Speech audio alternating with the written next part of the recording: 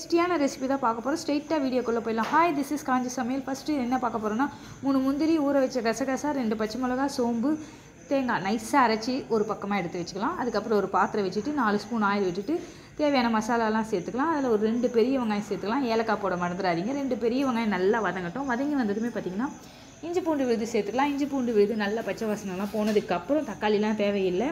கருவேப்பிலை கொத்தமல்லி சேர்த்துங்க. கடைசியாக சேர்த்துனா கூட இன்னும் சூப்பராக இருக்கும். அதுக்கப்புறம் அரை ஸ்பூன் கரம் மசாலா, 1 ஸ்பூன் தனி மிளகாய்த்தூள், மஞ்சள் தூள் நல்லா சேர்த்து கலந்து விட்டுடலாம். இதனோட பச்சை வாசனை போனதுக்கப்புறம் நான் ஆல்ரெடி பட்டாணி கொஞ்சம் காயெல்லாம் வேக வச்சு வச்சுருக்கேன். அதை இது கூட மிக்ஸ் பண்ணிடலாம். அதிலே தண்ணி இருந்துச்சு, எனக்கு அதுவே போதுமானதாக இருந்துச்சு. நீங்கள் அப்படி தண்ணி விடலாம். 1 கிளாஸ் அளவு தண்ணி சேர்த்துங்க. இது நல்லா கொதிக்கட்டும்.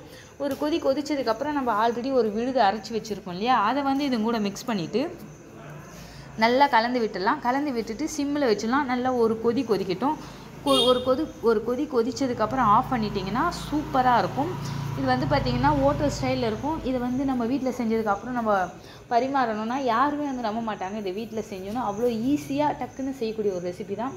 இதை ட்ரை பண்ணி பார்த்துட்டு எப்படி இருக்குதுன்னு சொல்லுங்கள். தேங்காய் விழுது அரைச்சி ஊற்றினதுக்கப்புறம் இது 1 நிமிஷம் கொதிக்க விட்டாலே போதும். ரொம்ப சூப்பராக இருக்கும். ரொம்ப நேரம் கொதிக்க விட்டிங்கன்னா கசப்பாக இருக்கும். அண்ட் தேங்க்யூ ஃபார் வாட்சிங்.